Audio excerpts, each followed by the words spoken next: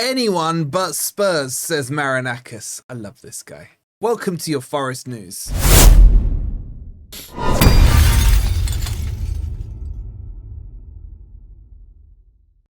Afternoon, everybody. Hope you're doing well, and welcome to your latest Forest transfer news. Coming up, we won't be talking about Gibbs-White, but we kind of will, because we'll be talking about Marinakis and what he's saying.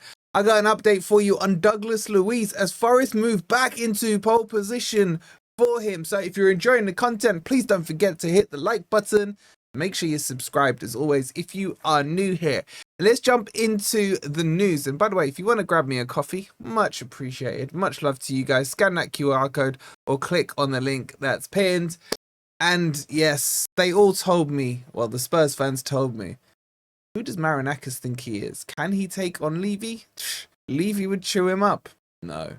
Not Marinakis. According to what I'm hearing, Marinakis has told everyone at Forest, do not answer anything from Spurs. Do not answer phone calls, emails, smokescreen messages, freaking telegrams, whatever it is, pigeons coming through the window, ignore them all. If it's from Spurs, we ain't talking to them. Thank you, Marinakis. Like I couldn't like this man any more than I already do. He has basically said Spurs is blacklisted, and I love him for it.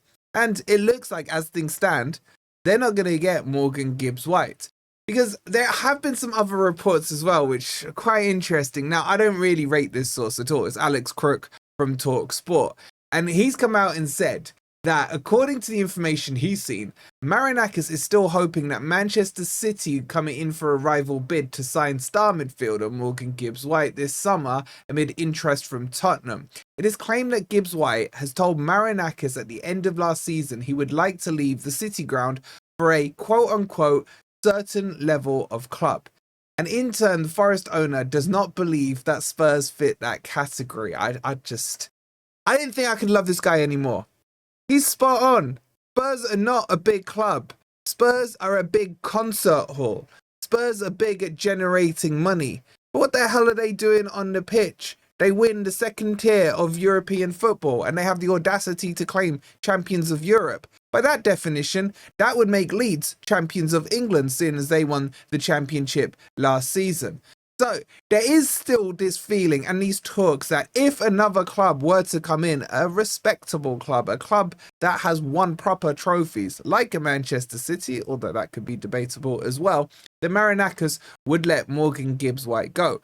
But as things stand, he's going nowhere. Now, in terms of what's happened with Gibbs-White, shall we talk about it for a second? Gibbs-White, obviously Brittany, his wife now, is very close to having the child. I've been told she's in good health and in good nick, so that's good to hear. Hopefully mother and soon-to-be baby are all well. So we pass on our best regards and hope for a nice easy labour. I know the ladies out there will tell me there's no such thing, but us blokes have to go through it as well. It's not easy for us.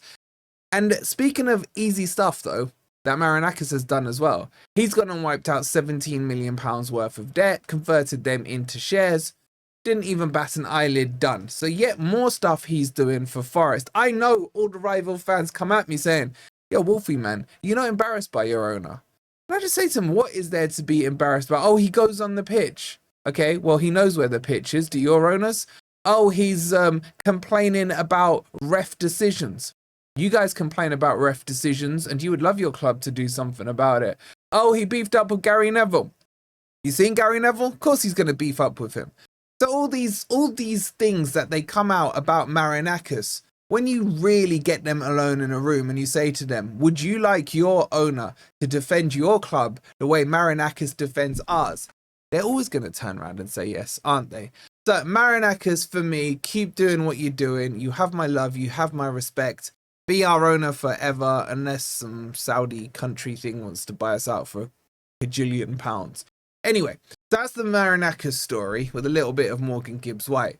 The next one, let's get into some transfer news here, and this is getting interesting on Douglas Luiz.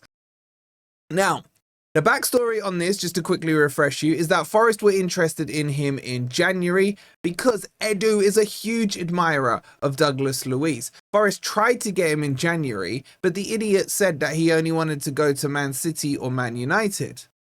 Why? 15th in the league, 115. Anyway, now, throughout the summer, Forest have been linked, and sometimes it's felt stronger and sometimes it felt like Forest are at a back seat.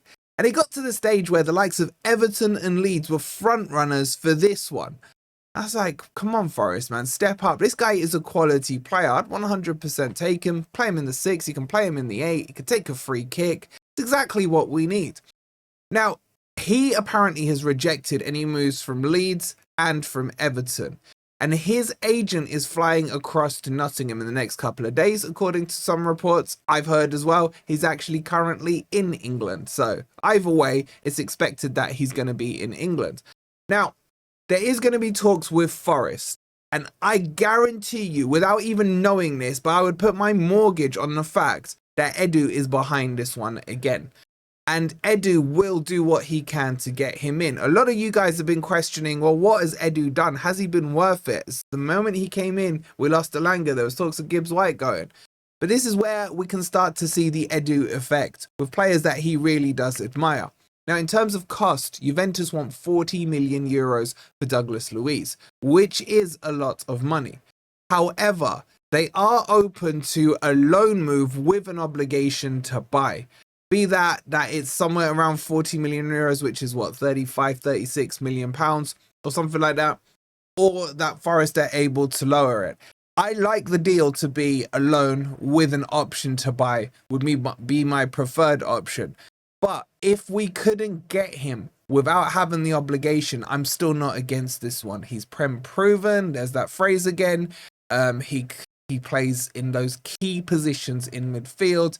And he's got great work rates, work ethic. I know people say, oh, attitude. I don't really care about players with attitude as long as they're performing on the pitch. That's my number one criteria. If they're assholes off the pitch, I don't care. I'm not socializing with these guys. I get it. You can say team dynamics. We're a tightly knit group and everything else like that. But come on, man. Like, he's not going to be that guy. He's not going to be that guy.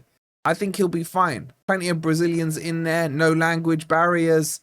This is a no-brainer to me. Yes, I think 40 million is on the high side a little bit because Juventus are trying to recoup most of the money they spent on him from Villa, and he just hasn't worked out there. And yes, it comes with those risks because he hasn't worked out there. He hasn't been getting much game time at Juventus, but it's still a no-brainer for me. So I'd 100% take him.